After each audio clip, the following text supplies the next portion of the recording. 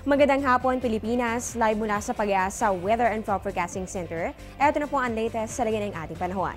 Mga kababayan, patuloy po nating binabantayan ang pagkilos ng bagyong Agato na hanggang sa ngayon po ay nasa loob pa rin ng ating Philippine Area of Responsibility. At dahil nga po dito sa bagyong ito ay halos buong maghapon na nga pong nakakaranas ng maulang panahon ng ating mga kababayan sa Visayas at sa may Mindanao area. Kaya naman mahalaga pong malaman natin magpapatuloy kaya ito, gaano kaya kalaki ang chance of rain na maaari nating maranasan sa mga susunod pang mga oras. Tara't punta po natin ang Project NOAA ng DOST. Ito po makikita ninyo sa Project NOAA website kung saan nandito po ang ating mapa at ito naman po yung color scale natin. So yung mga kulay nandito po sa ating mapa, yung katumbas po na percentage ng chance of rain, dito po natin yan makikita sa ating color scale. Mula po yan 0, pataas po yan ng 100%. So unahin po natin dito sa bahagi ng Luzon, halos malaking bahagi po ng Luzon, meron po yan at 10 to 20%. So ibig sabihin po nito, medyo good weather naman po dito sa ating sa Luzon. Maliban na lamang sa ilang bahagi katulad na lang po dito no, sa may Zambales, Bataan area, ayan po nakikita natin, meron po yung 60 to 80% chance of rain. At dito rin po sa Bicol region ay iba rin po yung kulay ninyo dyan, meron po yung 40 to 50% chance of rain.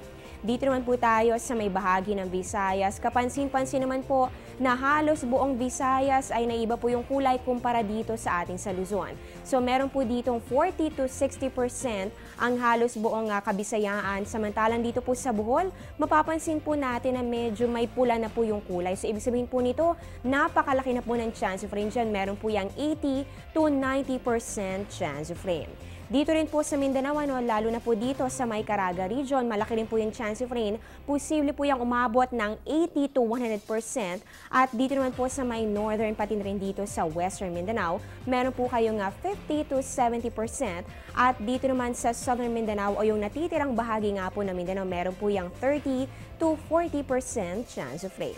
Ito po ay valid lamang mula po yan 1 to 4 hours. So para po sa mga pagbabago, pwede niyo pong puntahan ang aming website sa www.panahon.tv at nandito po yung link para mapuntahan ninyo ang Project NOAA ng DOST.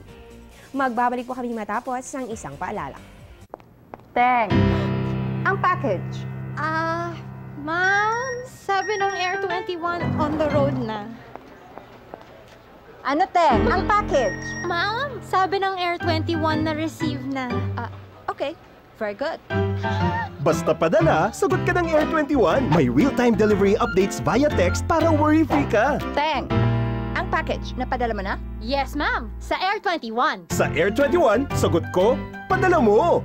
Time check muna tayo. Philippine Standard Time po natin ay 5:02 ng hapon. At yan po muna ang latest mula dito sa Pag-asa. Abangan niyo po ang susunod naming weather update sa The Weekend News, 6 to 7 p.m. Dito pa rin po yan sa Telebisyon ng Bayan. Ako po ang inyong weather lover, Amor La Rosa. Magandang hapon.